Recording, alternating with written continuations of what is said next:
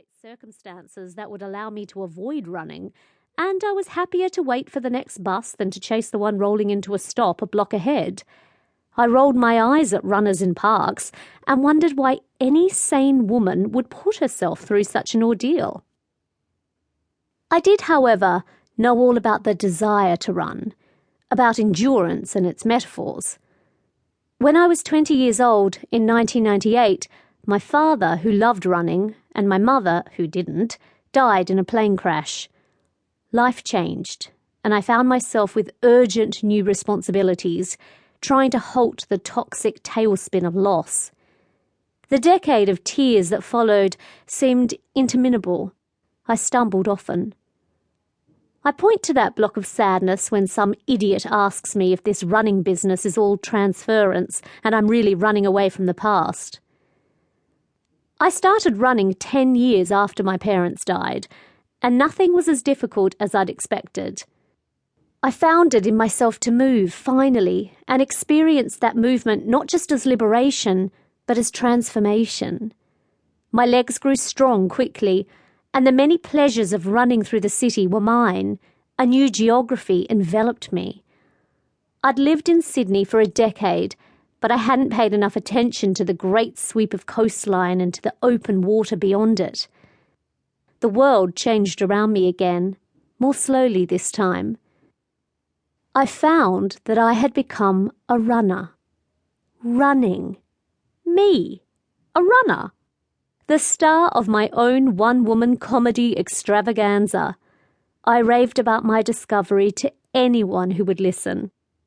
Everybody is identical in their secret, unspoken belief that way deep down they are different from everyone else, writes David Foster Wallace in Infinite Jest.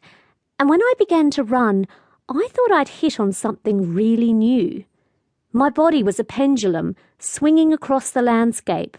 My unlocked limbs tumbled and became light.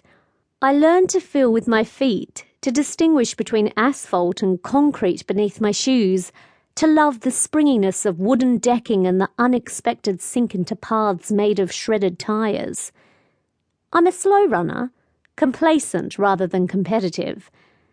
On a shelf in my study is a scrapbook full of race bibs and a pile of the cheap, chipped medals that every runner is given when she finishes a race.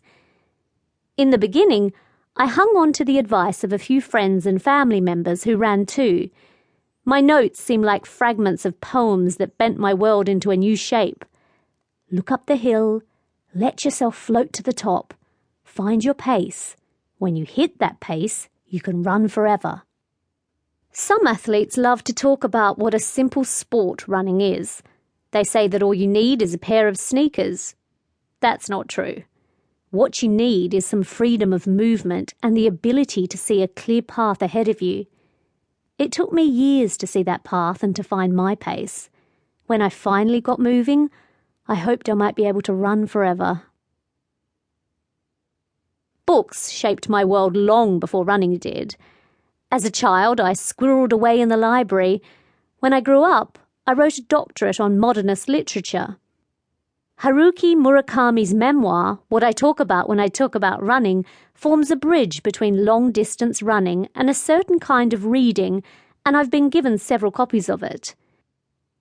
Murakami's title is pinched from a volume of short stories that he translated into Japanese. Raymond Carver's What We Talk About When We Talk About Love.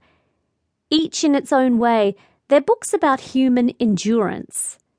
Carver's stories of flight and abandonment explore the sadness, desperation and hopefulness that compel people to run away from each other, and sometimes to return.